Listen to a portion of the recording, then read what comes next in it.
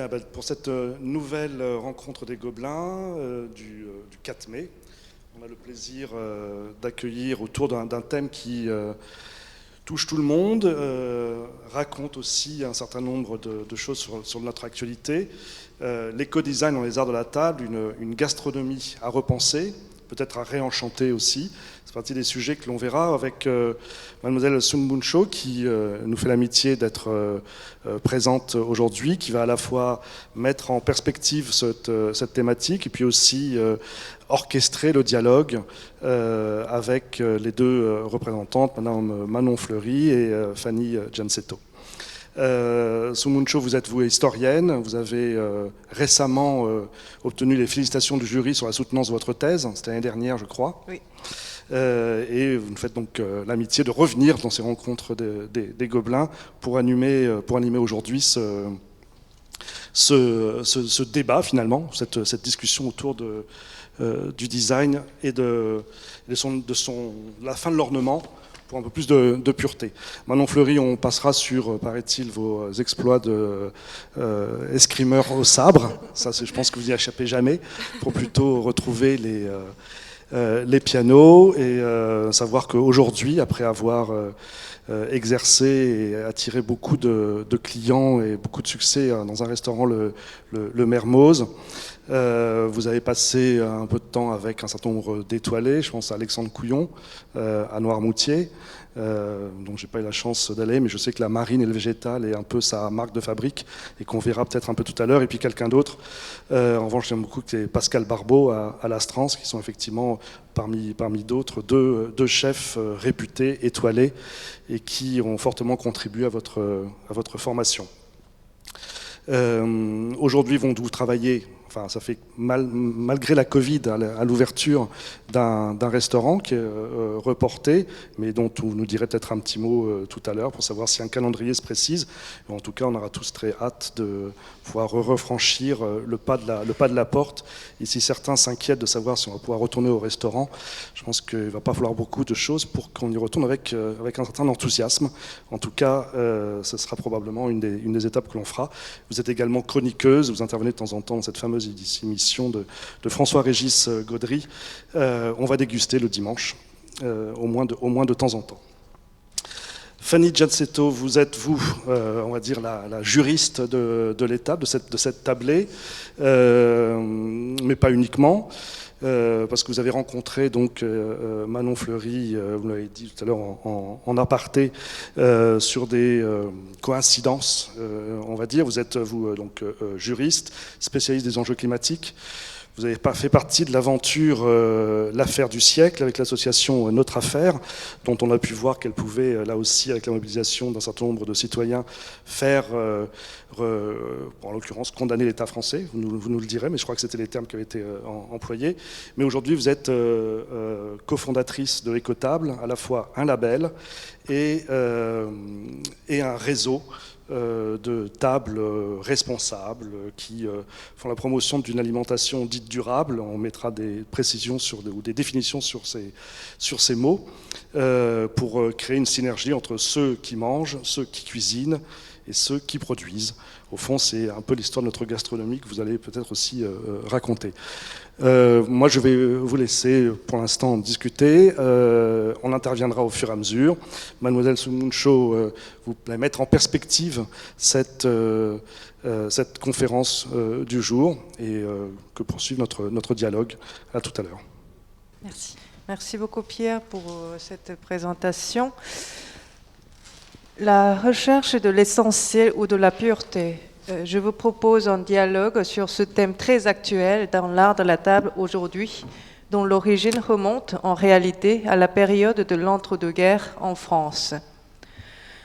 Dans l'entre-deux-guerres, le mouvement moderniste tend à rejeter l'ornement et le superflu au profit de la sobriété et de l'essentiel. La recherche de la simplicité s'observe dans l'ensemble de la création concernant l'habitat, de l'architecture à la cuillère. La même tendance de l'ascétisme s'observe dans l'art de la table, aussi bien dans la vaisselle que dans le mets, qui tend à s'alléger et à se simplifier. C'est un phénomène qui surgit aujourd'hui. Certains créateurs de services de table ou chefs recherchent la qualité de l'essentiel, la simplicité dans le visuel, dans les ingrédients et dans la façon de cuisiner, et ce, à la différence de l'entre-deux-guerres, avec une conscience plus aiguë pour l'engagement écologique. Je présenterai donc une introduction historique sur la naissance de la nouvelle sensibilité pour la pureté dans les arts de la table, de la vaisselle à la cuisine. Puis nous lancerons une discussion avec Fanny Giancetto et Manon Fleury sur la réactualisation de cette même tendance.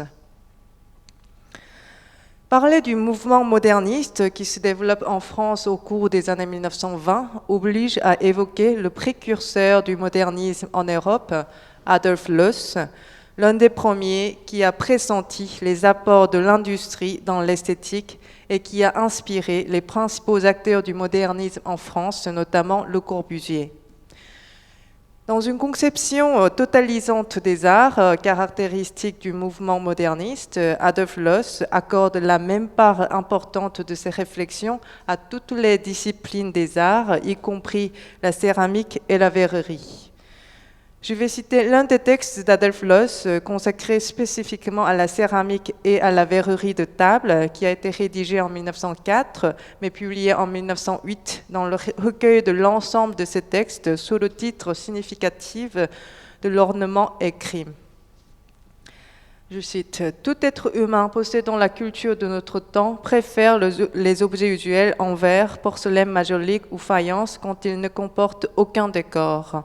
Si je prends un verre à boire, c'est pour boire. Qu'il s'agisse d'eau ou de vin, de bière ou de schnapp, le verre doit être ainsi fait que la boisson m'y semble la meilleure. C'est là l'essentiel. Il était réservé à nos artistes. » Donc il fait référence à ses contemporains, notamment Joseph Hoffman, qui représente le fil décoratif du style sécessionniste. Nos artistes d'inventer, en plus d'un décor inappétissant, des formes de verre dans lesquelles il est impossible de boire. Même chose exactement avec l'assiette. Nous avons une sensibilité plus fine que celle des hommes de la Renaissance, qui pouvaient encore couper leur viande sur fond de scènes mythologiques. Une sensibilité plus fine aussi que celle des hommes de l'époque rococo, nullement incommodée si la soupe à travers le décor oignon bleuté prônait une couleur vert de gris peu ragoûtante. Nous préférons manger sur fond blanc. Donc là, je vous montre sur l'écran un de ces œuvres, donc un service de verrerie conçu par Adolf Loos, réalisé par la Chrysale de Lombmayer en 1930, qui donc manifeste bien l'esthétique puriste promue par Adolf Loos.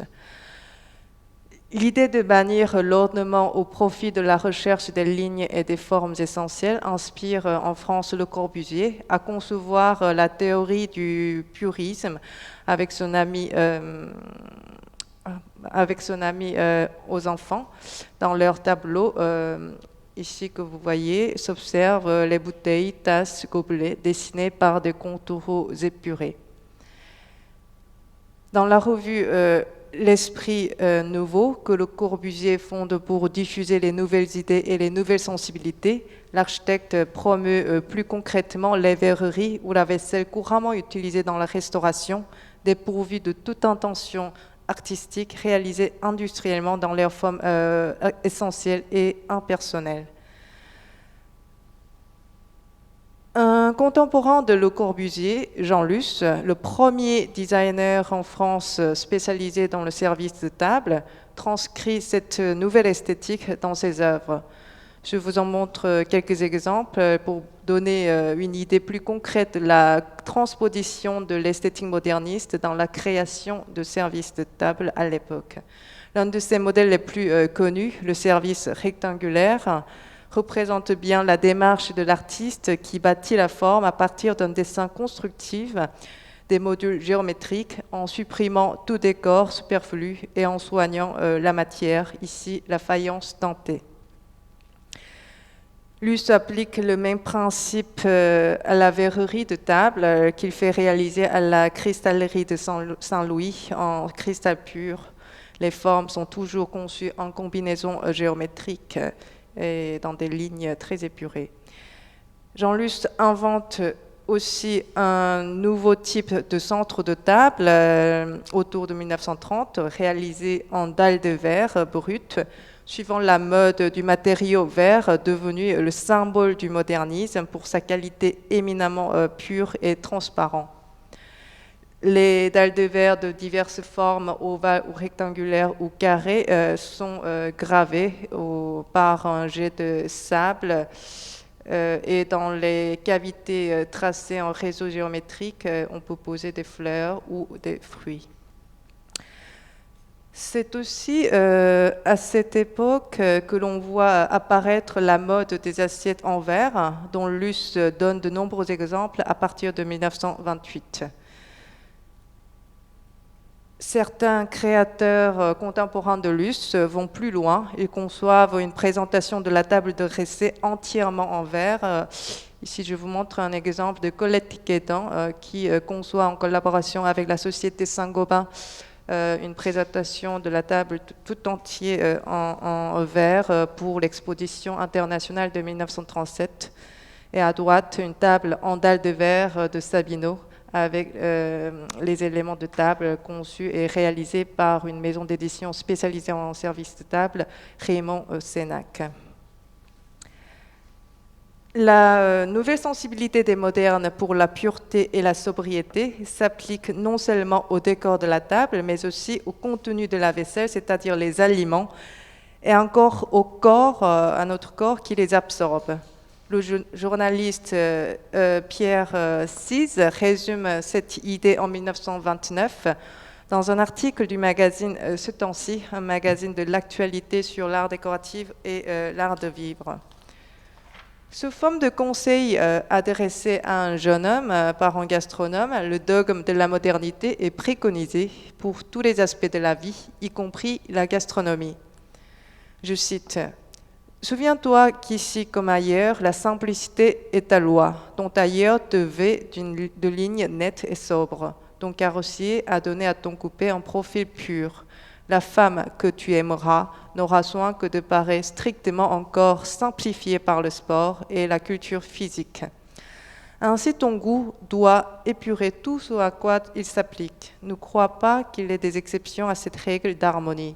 En gastronomie particulièrement, elle règne avec une inflexible rigueur. » En matière de cuisine, il précise: « Fuis la complication. La grande cuisine est simple. J'aime que le bœuf se proclame bœuf. Vous m'offrez un turbo et il est si bien emberlificoté dans un coulis d'œufs et de fromage que je le prends pour un soufflé. » Quant au cadre du repas, il incite à introduire dans la salle à manger la simplicité et les surfaces sans ornement superflus. Ensuite, en préconisant l'usage limité de l'orfèvrerie trop éclatante, il donne la préférence à la porcelaine. Songe qu'il est des porcelaines de pâte si tendres et si pures qu'elles doublent le plaisir qu'on a d'y déguster d'excellentes préparations.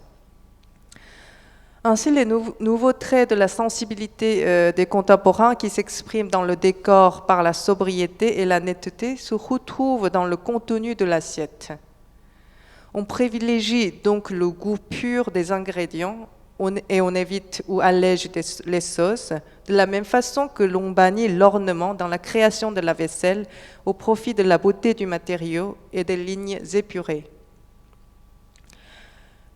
Je voudrais ajouter quelques références sur le fait que déjà à l'époque, les préférences esthétiques et gustatives des défenseurs d'une sobre modernité se reflètent aussi dans les nouvelles normes d'hygiène de vie et de beauté. L'essor important de la culture physique à l'époque va avec le développement de nouvelles prescriptions alimentaires orientées vers la légèreté. Elles accompagnent un nouveau modèle normatif du corps, mince, élancé et musclé. Dans les années 1930, les articles de médecins se multiplient dans les journaux et le régime allégé devient un phénomène en vogue. Ainsi, dans le Figaro illustré, le docteur Marcel Payon dispense ses conseils à celles qui n'osent pas manger, en recommandant d'éviter des sauces trop complexes et en rappelant que le véritable gourmand est celui qui sait apprécier les mets dans leur saveur propre et naturelle. De même qu'un vrai esthète moderne sait apprécier la beauté du matériau nu. Dans le même journal, Le Figaro Illustré, abondent également les articles faisant l'éloge du régime végétarien, qui n'était qu'une tendance obscure avant la guerre et qui connaît un essor considérable durant l'entre-deux-guerres. La Société végétarienne, je vous rappelle, en France, a été fondée en 1916. Les recettes végétariennes se multiplient dans les manuels de cuisine et certains grands chefs y consacrent des livres. C'est le cas d'Henri Paul Pellepras, fondateur de l'École du Cordon Bleu, qui publie en 1937 Manuel de la cuisine végétarienne et de régime, dont je vous montre la couverture et une page de ce livre, qui a été réédité en couleur en 1949. Un autre auteur important à citer à propos du développement de la nouvelle sensibilité alimentaire est Édouard de Pomian, médecin, chercheur et chef de service à l'Institut Pasteur, où il se spécialise notamment dans la physiologie de la digestion et le bactériophage. Passionné de la gastronomie, il est membre fondateur de l'Académie des gastronomes avec Kurnowski, et il mène une étude scientifique de la cuisine qu'il propose sous le nom de gastrotechnie, ce qui sera nommé plus tard gastronomie moléculaire. Il diffuse ses recettes en tant que chroniqueur gastronomique à la radio française, la TSF, ainsi qu'à travers de nombreux livres de cuisine, entre lesquels on peut citer La cuisine pour l'estomac délicat, La cuisine en plein air, 20 plats qui donnent la goutte, etc. De manière générale, Édouard de Pomian encourage d'alléger le menu et recommande la consommation de légumes et de remplacer le dessert par les fruits. Il simplifie non seulement les recettes, mais le processus de la cuisine même, en proposant des menus qui nécessitent le moins de transformations possible et le moins de temps possible, notamment pour les femmes qui travaillent. Rappelons que c'est l'époque du commencement de l'émancipation féminine. De plus en plus de femmes travaillent à cette période. À ce propos, il publie en 1931 un livre de recettes intitulé La cuisine en 10 minutes, ou l'adaptation au rythme moderne dont je vous montre la couverture sur l'écran. À partir de ces quelques points de référence que je viens d'exposer concernant la manifestation de la nouvelle sensibilité pour la pureté, la simplicité et la légèreté, à la fois dans la vaisselle et dans la cuisine, durant l'entre-deux-guerres, j'aimerais maintenant ouvrir le débat sur sous quelle forme cette sensibilité réémerge aujourd'hui. D'emblée, la recherche de la pureté et de la simplicité semble de nos jours davantage portée vers la quête du naturel et de là vers l'engagement écologique. Je suis donc curieuse de savoir le point de vue de la chef Manon Fleury, qui s'intéresse beaucoup à la période de l'entre-deux-guerres, où elle voit apparaître la valorisation de la cuisine simple et rustique. Donc Manon Fleury, est-ce que vous pouvez nous parler de votre principe culinaire? Comment concrètement parvenez-vous à valoriser le goût pur des ingrédients? En m'entourant essentiellement de bons producteurs et artisans, et en essayant de dénaturer le moins possible les produits. Et c'est pourquoi j'ai fait le lien avec cette période d'entre-deux-guerres aussi, parce que il y avait une cuisine paysanne qui était assez forte à l'époque. Et donc je me suis replongée dans cette cuisine de base, cette cuisine qui était le moins dénaturée possible, aussi parce que c'était la cuisine qui existait avant l'industrialisation et l'arrivée justement de tous les produits transformés. Et c'est pourquoi j'ai voulu revenir à ça aujourd'hui, puisque justement on remarque qu'on revient à ce purisme. D'accord. Et à ce propos, je crois que vous vous êtes aussi penché sur le principe du mono-ingrédient Dans Oui. un plat, il n'y a qu'un seul ingrédient. Exactement. Là, on peut voir sur la photo qui est projetée un oignon qui est servi juste pour la beauté de lui-même. C'est un oignon qui est servi entier, qui a été cuit à la vapeur, dont on a enlevé la peau et on cuit entier avec la peau. Ensuite, on enlève la peau et on se sert de la peau pour faire un bouillon. Et ce bouillon c'est une sorte d'infusion qu'on vient ensuite faire réduire et vous voyez sur le côté, il y a une sorte de sauce assez réduite qui pourrait presque ressembler à un jus de viande finalement. Et en fait, c'est le jus qui est simplement à base de la peau de l'oignon. Et puis l'oignon est farci à l'intérieur avec une partie des peaux qu'on retrouve dans l'enveloppe de l'oignon qu'on vient hacher et avec lequel on vient faire une farce et farcir l'oignon. Donc là, c'est vraiment la beauté de l'oignon pour lui-même. Merci. Et donc, dans ce principe de la cuisine sobre, je pense que le plus important est de trouver justement les meilleurs ingrédients. Donc, à ce propos, je me tourne vers Fanny Giancetto. Dans le cadre de l'écotable, comment procédez-vous pour trouver des producteurs ou fournisseurs de qualité et éco-responsables, et comment s'établissent les liens entre prestataires et les restaurateurs? Merci déjà pour l'invitation. Je suis ravie d'être ici aujourd'hui. En réalité, nous, cette difficulté des producteurs, de faire le lien entre producteurs et restaurateurs, c'est pas au début ce qui a amené à la création d'Écotables, c'est les restaurateurs qui nous en ont parlé. Nous, on avait fait le constat du besoin pour tout le monde de pouvoir choisir des restaurants aussi selon des critères écologiques, que c'était difficile de pouvoir identifier les restaurants qui étaient engagés et qu'on avait assez peu de transparence sur la démarche des restaurants et qu'on avait un besoin, une envie de transparence sur ce qu'on mange au restaurant. Et c'est en discutant avec des restaurateurs qui nous ont fait valoir le fait qu'une de leurs difficultés principales, enfin en tout cas une de leurs difficultés, c'est d'arriver à faire du direct producteur, d'identifier déjà les producteurs qui sont outillés pour servir la restauration, parce qu'en fait, un producteur a 1000 métiers, il doit faire travailler sa terre, mais derrière, il est chef d'entreprise, il doit apporter potentiellement son produit d'un point A à un point B, il doit faire la facturation, etc., etc. Donc tous les producteurs ne sont pas outillés pour livrer un restaurant, et tous les producteurs n'ont pas les produits aussi qui intéressent les restaurants. Donc, nous, on a du coup pris ce parti pris d'identifier les agriculteurs, les éleveurs, mais aussi en fait tous les prestataires avec lesquels travaillent les restaurants, qui nous semblent dans des démarches vertueuses pour pouvoir les valoriser auprès des restaurateurs et faciliter le travail du restaurateur derrière. Est-ce que j'ai répondu à votre question? Oui. Oui, très bien, merci beaucoup.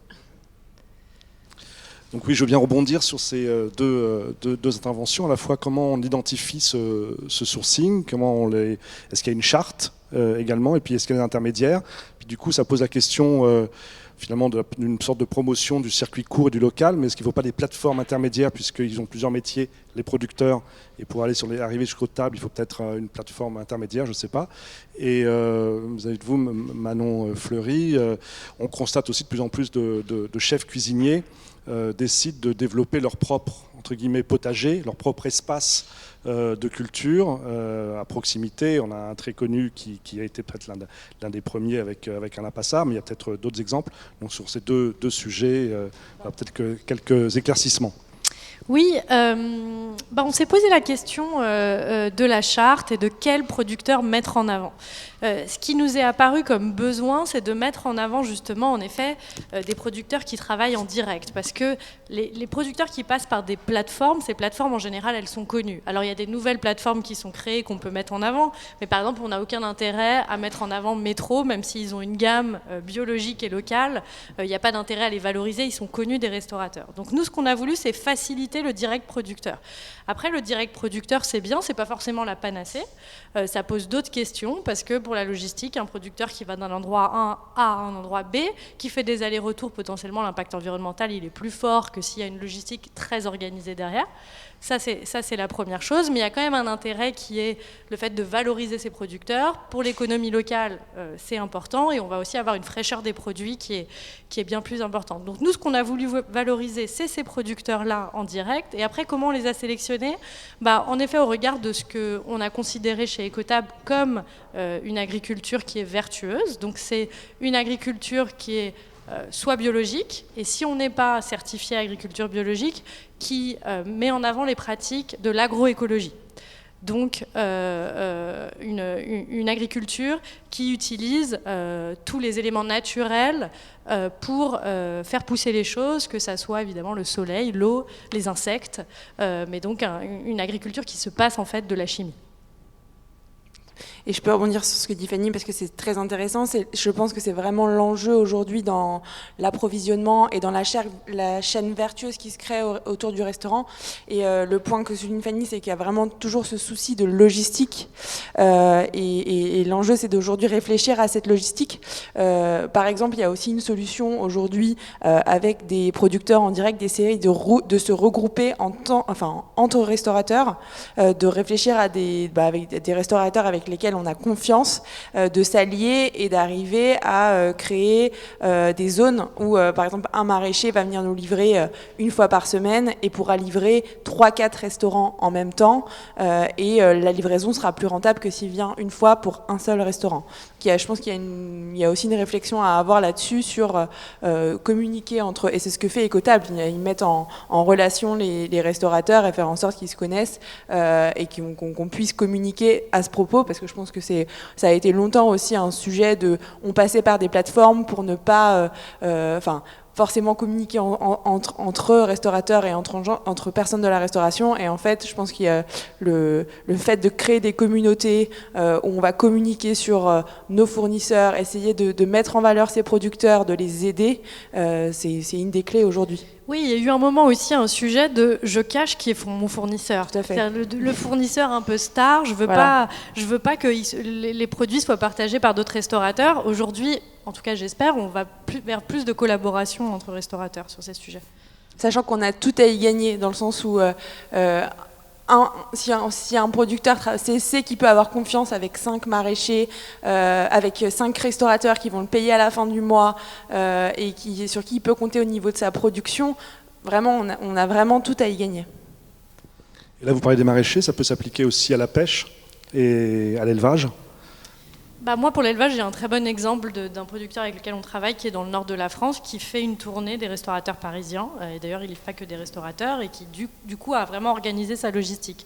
Pour l'élevage, c'est même limite plus facile, dans le sens où on va prendre des volumes plus importants, qui sait exactement à peu près dans le temps combien de bêtes il a, ce qu'il aura, etc. Alors que le maraîcher, quand même, il est soumis aux aléas climatiques. En ce moment, on parle beaucoup de gel, à une production qui est un peu plus incertaine. Pour la pêche, ça marche, mais c'est plus difficile parce qu'il faut en général quand même un intermédiaire. Alors, travailler en direct avec des pêcheurs, très difficile. C'est très difficile. Il faut avoir des plateformes, mais il y a des plateformes maintenant qui existent, qui sont très qui se renseignent énormément sur les approvisionnements, sur les pêcheurs, etc. Je pense à Poiscaille qui fait un super travail. Voilà, il y a des intermédiaires qui... pour la pêche, c'est un peu compliqué de passer en direct. Parce qu'il y a de la réfrigération, parce qu'il y a les aléas des approvisionnements, etc. Donc, souvent, on ne sait pas la veille ce qu'on va avoir comme poisson. Donc c'est un peu difficile de prévoir. Puis pour le pêcheur, contrairement à l'agriculteur, on l'oblige pas du tout à le faire. Enfin, et tant mieux. C'est qui va pêcher, il revient, il y a la criée, il vend ses poissons, et puis voilà, il n'organise pas la logistique derrière. Moi, j'avais une petite question par rapport à ce que disait tout à l'heure, ce qu'on disait au début. On parlait de cette cuisine des années 30, de cette invention de la ligne, de quelque chose de très formel qui est presque de l'ordre du concept. Et on voit bien de ce que vous dites, la rupture très intéressante par rapport à cette cuisine qui a été jusque dans la cuisine moléculaire, où c'est une cuisine non seulement du produit, mais maintenant du territoire, du terroir, de la proximité. Donc est-ce qu'il n'y a pas une forme, alors je ne dirais pas d'opposition, mais est-ce qu'on est dans le même monde quand on parle de la cuisine de la ligne et de la cuisine du terroir, j'allais presque dire de la cuisine, j'aime pas ce terme, mais presque populaire, c'est-à-dire quand vous réinventez l'oignon, on voit bien que c'est une autre manière d'interroger. Alors, est-ce qu'on peut penser qu'il y a une forme de rupture par rapport à cette cuisine du XXe siècle ? Pour moi, il n'y a pas forcément de rupture parce que la cuisine, elle a eu de cesse que d'évoluer justement pendant ce XXe siècle. Quand on voit la nouvelle cuisine, c'était déjà vraiment une nouvelle forme d'épure. Moi, je pense vraiment au symbole du saumon à l'oseille de Monsieur Toigros. Et le saumon à l'oseille, c'était un pavé de saumon posé dans l'assiette avec la sauce qui vient en dessous, qui ne masque plus le produit et où le produit est au centre de l'assiette. Et en fait, il y a eu déjà cette épure-là qui s'est faite. Évidemment, aujourd'hui, on revient à ça. Et en fait, l'opposition, je dirais, c'est dans la technique. En tout cas, la cuisine française, c'est toujours basée sur une cuisine technique en premier lieu. Et je crois qu'aujourd'hui, la balance est en train de s'inverser et c'est le produit qui devient le plus important et justement le rapport qu'on a avec nos producteurs, etc. Et donc, c'est une sorte de sensibilité peut-être qui s'instaure et qui devient la première règle, et ensuite la technique qui vient au service de cette sensibilité du produit. On veut comprendre et découvrir comment ça marche, c'est-à-dire derrière le produit qui est là, qui est après les années de l'industrialisation fourre-tout. Il y a cette idée de logique, de transparence. De transparence, tout à fait. Il y a aussi... longtemps, on a cru que justement un oignon dans une assiette, c'était pas noble parce que il fallait qu'il y ait un travail technique, qu'on prouve le fait qu'il y avait un travail technique derrière qui prouvait qui mettait en avant un esthétisme. Aujourd'hui, dans la simplicité d'un oignon posé dans une assiette, il peut y avoir une élégance folle en fait. Donc l'esthétisme, il rime pas forcément avec un travail qui dénature le produit. Et après, d'ailleurs, il y a une photo juste après, je ne sais pas si on peut... Alors, c'est une terrine de turbo qui est faite par un chef qui s'appelle Romain Méder, qui est le chef du restaurant Plaza Athénée à Paris, qui a, sous l'égide de Alain Ducasse, qui est un des plus grands chefs français, a mis en place un courant qui s'appelle la naturalité. Et en fait, c'était dans la cuisine 3 étoiles, c'est une cuisine 3 étoiles française, ça a été du jamais vu, puisqu'on est revenu à une cuisine très simple où on utilise tous les produits, y compris des produits qui sont considérés comme moins nobles, c'est-à-dire ça peut être de la lentille au pois chiche en passant par justement du turbo qui est un produit noble, mais ce turbo va être en fait traité dans son entièreté. On ne va rien jeter et on va faire une magnifique terrine qui est servie sur le côté de l'assiette. Quand on nous sert le morceau noble du turbo, vous avez à côté sur une autre assiette cette terrine où on va traiter tous les produits, toutes les parties du produit. Et donc c'est aussi une nouvelle manière de cuisiner, une manière de réfléchir. Et là on voit encore une fois que l'esthétisme est présent alors que le travail est très simple. Donc au fond, c'est aussi une façon de rendre hommage au produit, de lui montrer de ne pas gaspiller et de pouvoir tout réutiliser. C'était vrai pour l'oignon, même si vous avez dit que c'est très simple, c'est un bel hommage à l'oignon, enfin quand même, avant d'arriver à faire un jus de viande avec les fourrures d'oignon, il va falloir peut-être qu'on s'entraîne un peu, enfin pour ma part. Et le jus de viande, là, c'est quand même farci. Là, c'est pareil. Donc, est-ce que cette nouvelle forme de cuisine d'épure, elle est aussi d'intégrer l'ensemble? On sait qu'avec les carottes, on garde les fans. On sait que, de garder l'ensemble du produit, a fortiori dans ce qu'il est, entre guillemets, plus noble, comme le turbo. Tout à fait. Tout à fait. C'est l'idée. C'est l'idée au lieu de faire un nouveau plat, on va réfléchir à comment faire un second plat avec les fans de carottes, par exemple.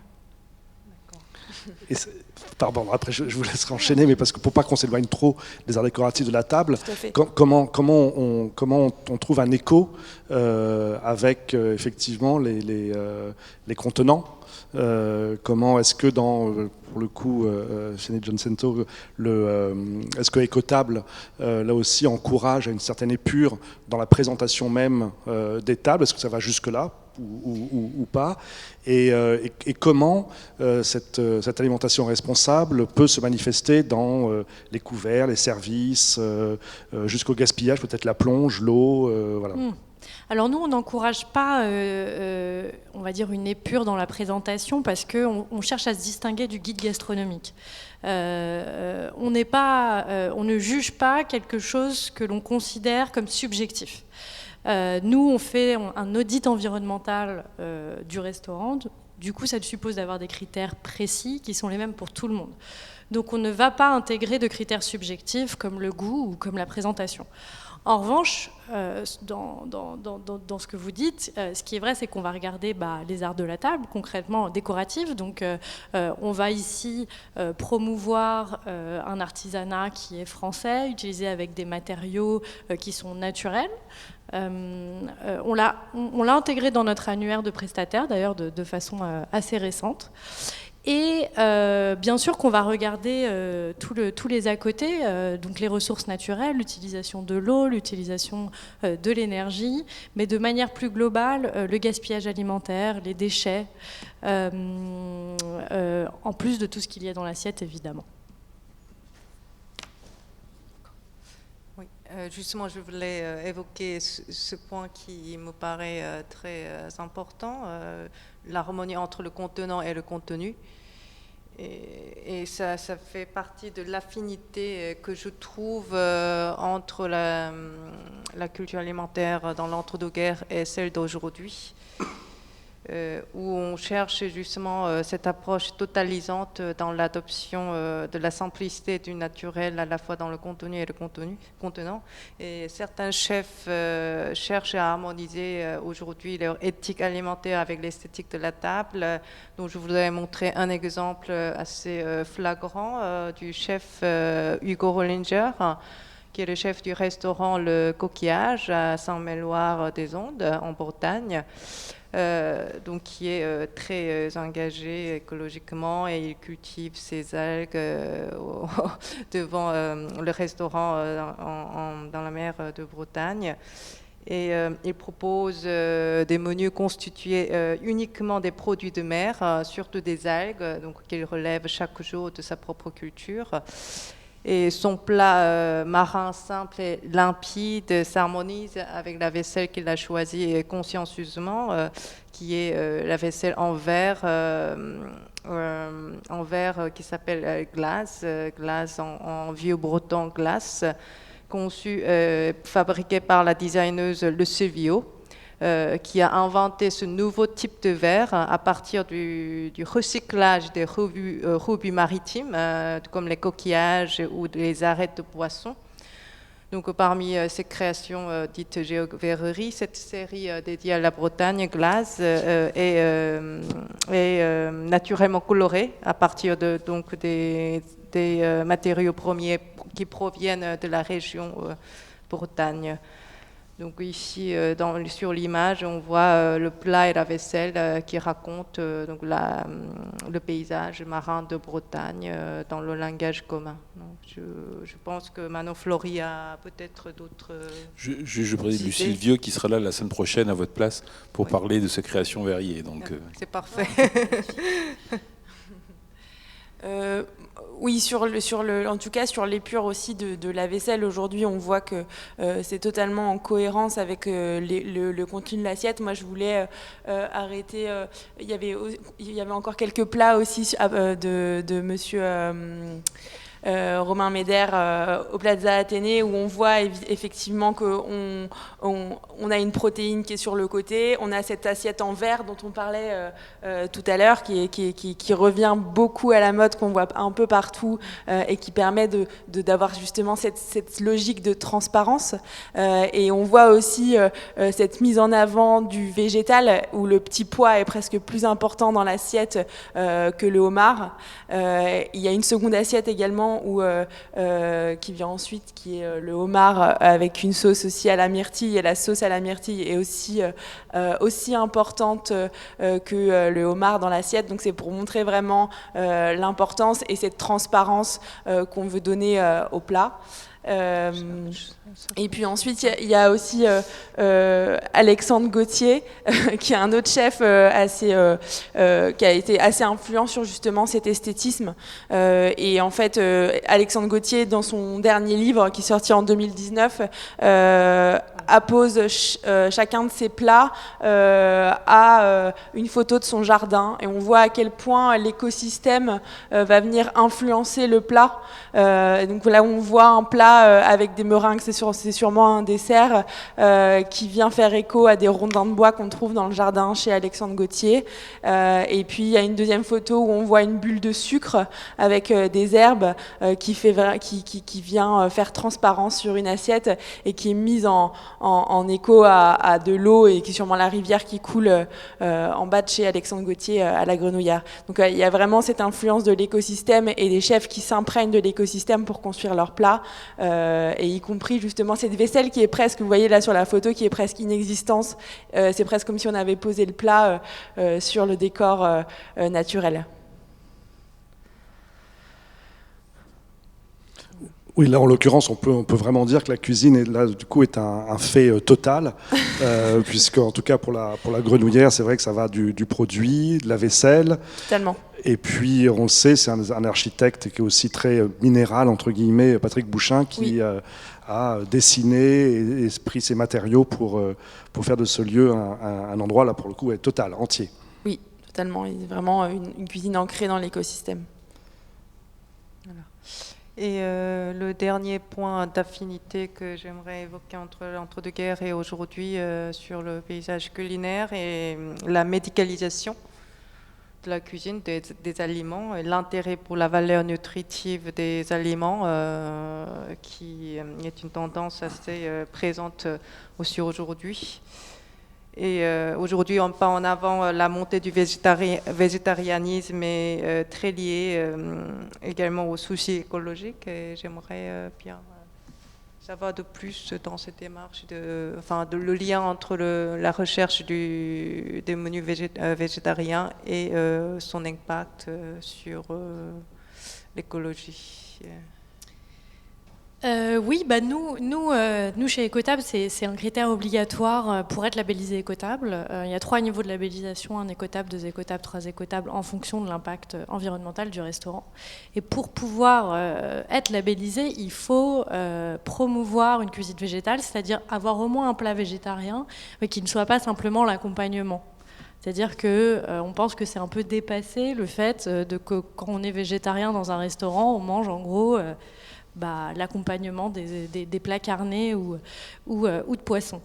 Donc c'est ce qu'on essaye de promouvoir, c'est déjà de permettre à toute personne qui va au restaurant de pouvoir manger quel que soit son régime adopté, et ensuite de promouvoir cette gastronomie végétale qui est si diverse. J'en parlais encore récemment avec un chef qui est chez nous, qui s'appelle Alexandre Marchon, qui me disait en fait, moi, je m'ennuie un peu à travailler la viande et le poisson parce qu'il y a tellement de diversité dans les légumes que je ne retrouve pas dans le poisson et la viande. Il y a une diversité et de couleurs et de textures et de goûts qui n'existent pas dans la viande. Donc, il y a cet aspect-là. Et puis, il y a évidemment l'aspect environnemental, c'est-à-dire qu'on a pris conscience de l'impact de l'élevage et de la pêche sur les enjeux environnementaux. Pour vous rappeler un petit chiffre, on dit que l'élevage est responsable de 14,5% des émissions de gaz à effet de serre mondiales. Donc en comparaison, c'est quand même autant que le secteur des transports.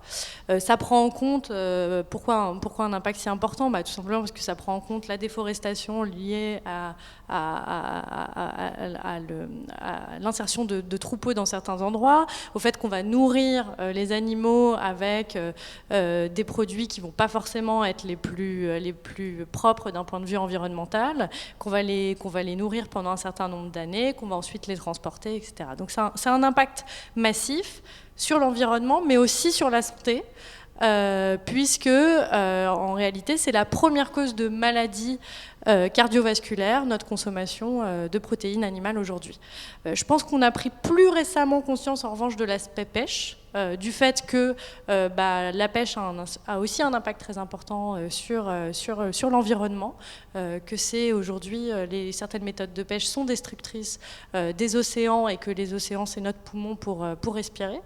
Donc on en a pris conscience un peu plus tardivement, aussi peut-être aussi sur l'aspect santé, avec le fait que certains poissons étaient tellement pollués qu'en réalité les consommer pose question. On a ainsi certaines espèces comme le thon ou le saumon qui sont carrément déconseillés aux bébés ou aux femmes enceintes. Voilà, c'est de nouvelles problématiques qui ont été plus dernièrement mises sur le devant de la scène. Et je pense que nous, en tout cas, en tant que restaurateurs et chefs, on a un vrai rôle à jouer dans justement cette éducation du client, en expliquant aux gens que pour qu'un plat soit complet, la protéine ne doit pas être forcément au centre de l'assiette et qu'un plat complet, ça peut être totalement justement une céréale, des œufs et des légumes, totalement. Et même juste des céréales et des légumes, sans protéines animales. Et est-ce que ce souci d'éco-responsabilité est entré aussi dans tout ce qui est la décoration de l'intérieur des restaurants? Est-ce qu'on parle de la table, mais est-ce qu'on voit apparaître dans les arts décoratifs vraiment un souci éco-responsable sur les textiles, sur tous ces aspects-là? Est-ce que ça rentre aussi dans la considération que quand on a une expérience en salle, c'est pas uniquement l'assiette, c'est pas uniquement la table, mais ça peut être aussi tout ce qui fait partie du décoratif? En tout cas, nous, c'est notre vision et on le promeut dans nos formations. On fait des formations aux chefs et c'est ce qu'on promeut, c'est le fait que l'impact environnemental d'un restaurant, il faut avoir une vision holistique et que ça ne se limite pas à l'assiette et que la question et de l'ameublement et du textile est importante parce que c'est aussi d'ailleurs une question sanitaire, c'est aussi l'air qu'on respire. Et donc, dans les textiles que l'on va avoir dans les meubles, il va y avoir potentiellement des cols agglomérés, il va y avoir des éléments qui risquent de se retrouver dans l'air et qui posent question. Et puis, il y a un aspect aussi décoratif, en effet, de mettre en avant une matière qui est naturelle et qui est pure, avec, je pense, là, tu pourras mieux en parler que moi, mais à mon avis, en tout cas, un retour en force des éléments bruts en décoration dans les restaurants. Totalement. Et je trouve qu'il y a justement des restaurants qui parfois sont en déconnexion avec la cuisine qui est servie. Et parfois, justement, on s'aperçoit à quel point le décor est très important quand on rentre dans un restaurant. Et effectivement, pour moi, si on sert une cuisine brute, ça doit forcément avoir une cohérence avec le mobilier et ce qui se trouve dans le restaurant. Donc c'est vraiment une question à se poser quand on ouvre un restaurant.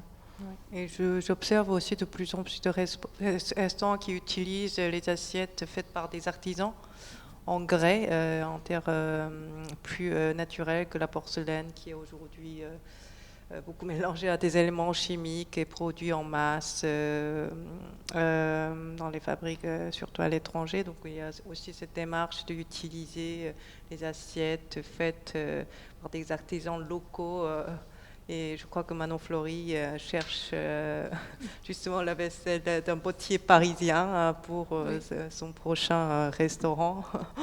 J'ai peut-être trouvé. Il y a une jeune fille qui s'appelle Léa Guetta qui a une super histoire parce que Léa Guetta était cuisinière avant de devenir céramiste et je l'ai rencontrée récemment.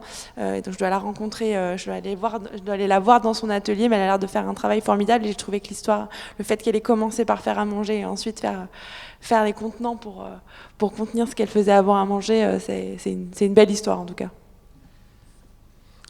Vous l'avez dit tout à l'heure, Manon Fleury, la technique et la technicité est un élément caractéristique de la cuisine française. Bon, j'imagine que c'est quand même partagé. En fait, on a parlé des sauces très longtemps, et aussi pour caractériser la cuisine française. Il y a un autre élément qui me semble très important, qui est l'accord des mets et des vins. Et alors, comment on marie des plats végétaux avec du vin ? Contrairement à ce qu'on peut penser, le vin, s'accorde très bien avec des plats végétaux. Je pense que l'idée, c'est de trouver des personnes qui qui maîtrisent aussi bien le vin qu'on maîtrise la cuisine. Et je pense pas, moi, savoir tout maîtriser. Donc, j'ai des gens qui m'entourent, qui comprennent cette cuisine végétale, qui veulent aller aussi vers ça. Et c'est marrant que vous parliez de ça, parce que pour moi, c'est vraiment des visions qui sont complémentaires, et on peut pas non plus se retrouver dans un restaurant avec une carte qui n'est pas en cohérence avec les mets servis.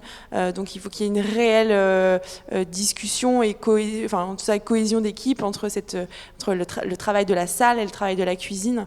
Et puis aussi, il faut que justement les cuisiniers aillent voir ce qui se passe dans les vignes, et que les personnes qui sont en salle aillent voir ce qui se passe chez les producteurs qui produisent les ingrédients qui servent à cuisiner. Donc il faut qu'il y ait plus de cohésion justement dans les équipes pour que les deux mondes se comprennent.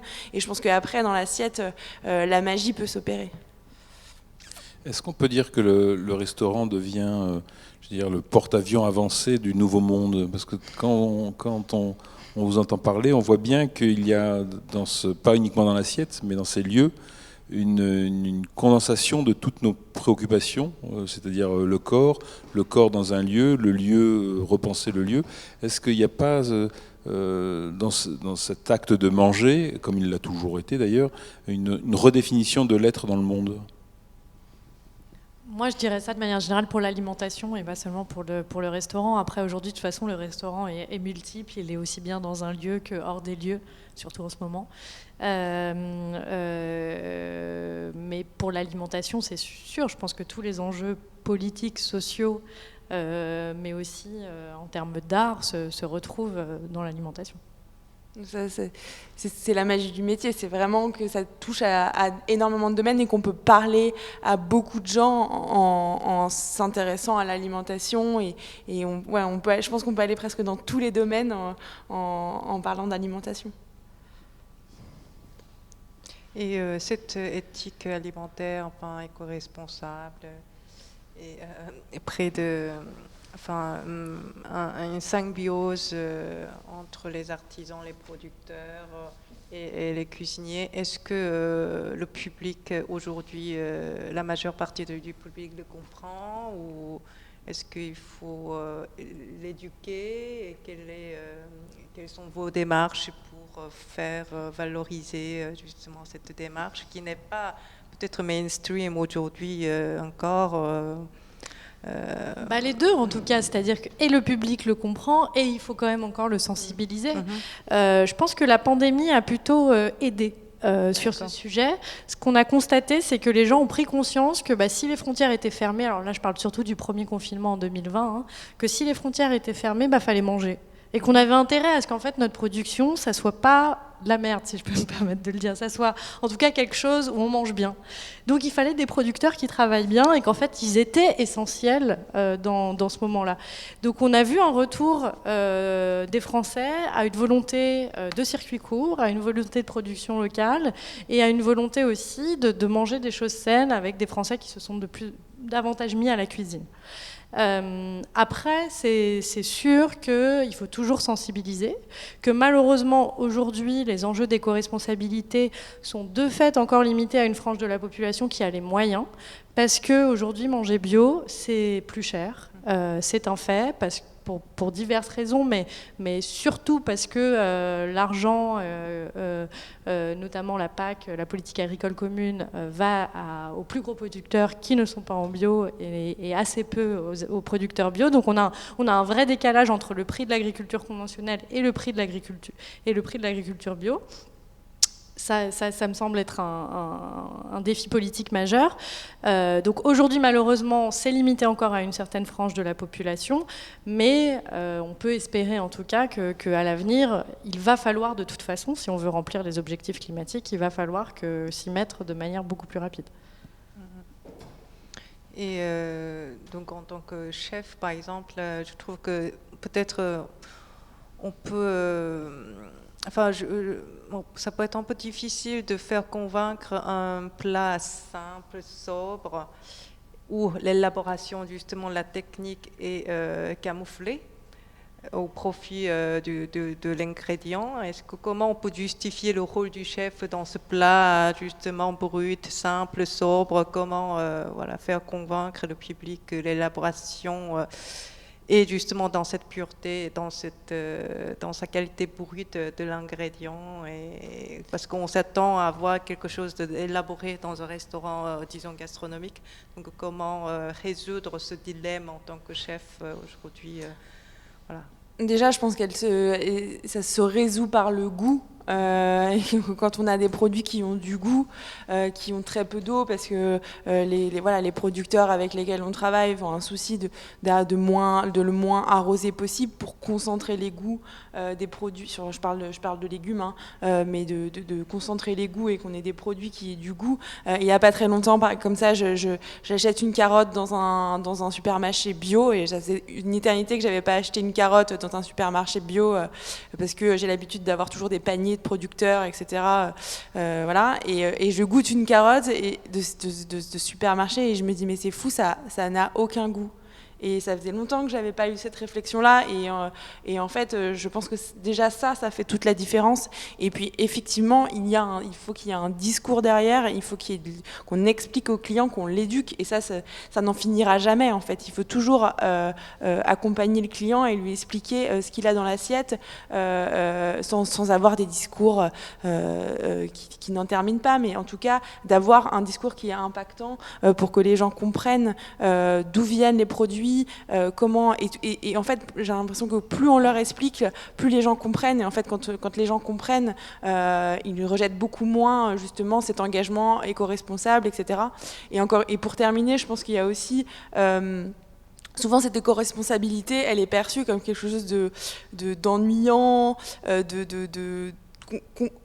qui suscite un effort supplémentaire. Et je pense qu'aujourd'hui, l'enjeu, c'est de montrer aux gens, en fait, parfois l'éco-responsabilité, c'est aussi faire moins. C'est justement ne pas éplucher un légume parce que justement, il a été super bien produit.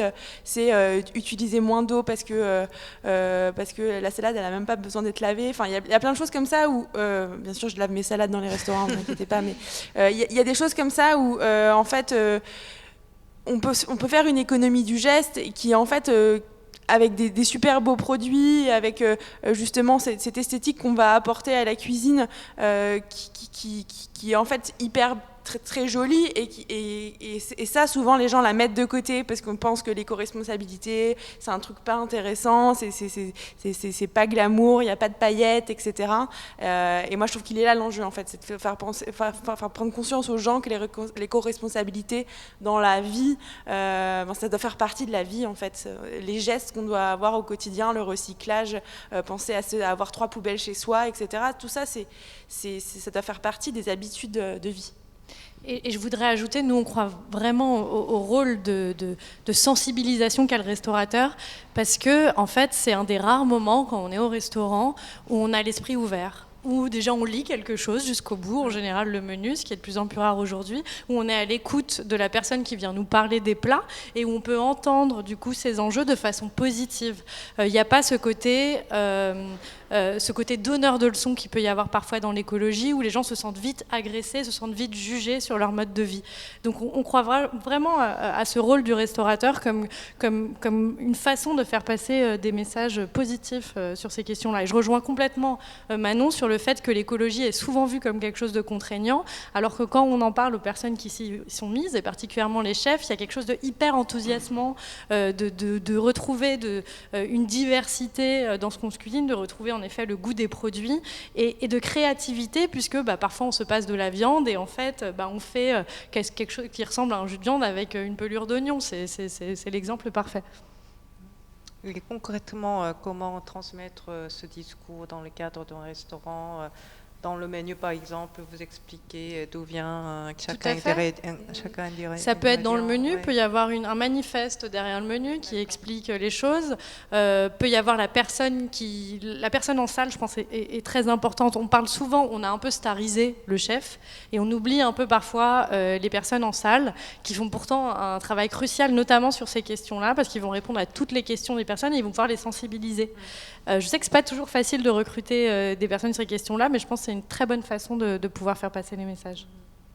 Et par exemple, aujourd'hui, avec les réseaux sociaux, comment vous utilisez, par exemple, l'Instagram pour transmettre en images ce genre de votre démarche puriste, éco-responsable, comment vous jouez avec comment mettre en scène voilà, votre plat, votre éthique Moi, sur les réseaux sociaux. je pense qu'il faut mettre en avant les gens qu'on ne voit pas d'habitude, qui sont derrière le restaurant et qui gravitent autour du restaurant plutôt, et essayer de parler de ce qu'ils font. Et ça fonctionne très bien aussi sur les réseaux sociaux parce que les gens, justement, tu disais, Fanny, que les gens ne lisaient plus beaucoup. Et c'est vrai que finalement, sur les réseaux sociaux, on arrive à capter l'attention des gens.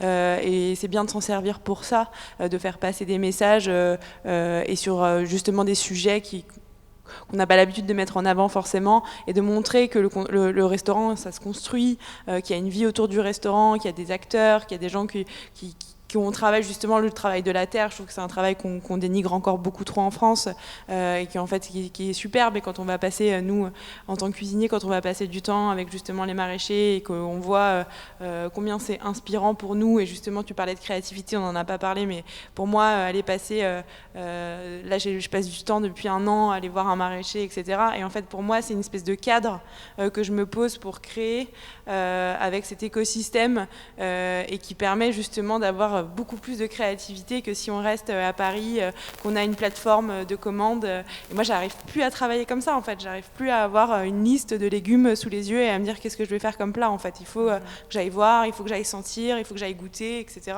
Et avec aussi le souci du travail humain.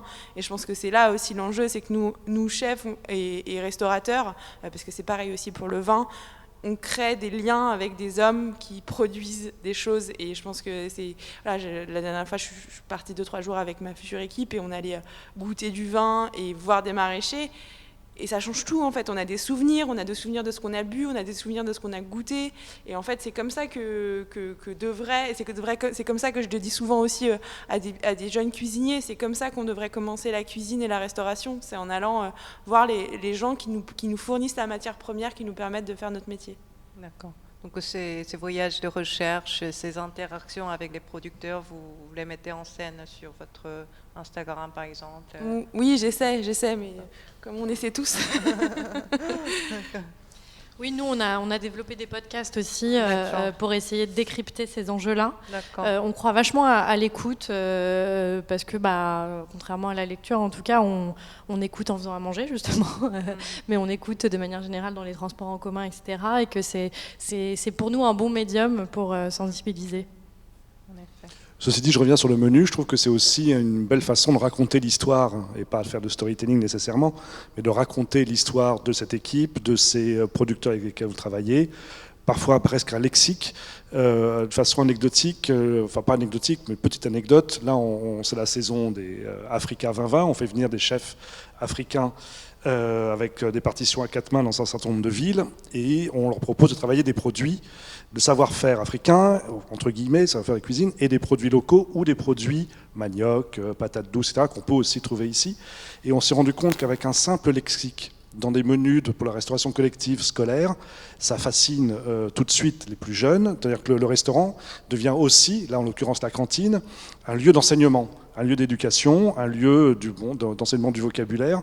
Et après, derrière le vocabulaire, il y a la géographie. Pourquoi le manioc, on le trouve là, et comment il se transforme, et qu'est-ce que la tiéké, etc. Et je pense qu'on peut faire ça avec des milliers de produits aussi en France. Donc l'un des grands combats qu'on essaie de mener, c'est d'abord de faire en sorte qu'on puisse à nouveau enseigner la cuisine à l'école, parce que là, vous touchez quand même des adultes, ceux qui vont au restaurant. Les enfants vont moins au restaurant, et des fois, ils n'ont pas la bonne table ou la bonne... mais d'essayer de faire en sorte que les gamins puissent aussi appréhender cette éducation au goût, au fond, mais vraiment en cuisinant, en découpant, en épluchant, en croquant, en jardinant pour certains, pour ceux qui le peuvent. Donc je pense mais le restaurant est aussi un lieu de joie, de rencontre, de plaisir, et non pas contraignant ou punitif, mais aussi un lieu d'éducation et de transmission. Enfin, je pense que chez les cuisiniers, la transmission, c'est au cœur de beaucoup de choses, donc j'ai pas de doute, mais de réinstaller ça au cœur des restaurants, ça me paraît une bonne occasion, un beau mouvement pour la reprise imminente. Je pense qu'on peut parler du mouvement créé par Camille Labro qui s'appelle l'école comestible. Et on le soutient avec Fanny, voilà, qui fait du beau travail sur ce point, sur l'éducation. Oui. Bon, on a terminé. Sauf si vous avez peut-être un autre mot à dire. Peut-être si, Manon, dites-nous quand, si vous pouvez. J'ai pas de date malheureusement, mais j'espère d'ici fin 2021, c'est l'objectif. Mais vous pourrez sans doute me retrouver cet été en résidence dans un restaurant dans le sud de la France, en attendant l'ouverture de mon propre restaurant. Et ça sera à Paris ou... Ce sera dans le sud de la France. Ouais. Non, votre restaurant? Ah non, mon restaurant, ce sera à Paris en revanche. Ouais, bien sûr. D'accord. Bon, bah, quand on va passer nos vacances en France, à très bientôt. Voilà, c'est ça. Merci à toutes les trois, merci beaucoup. Merci beaucoup à vous. Merci, à bientôt.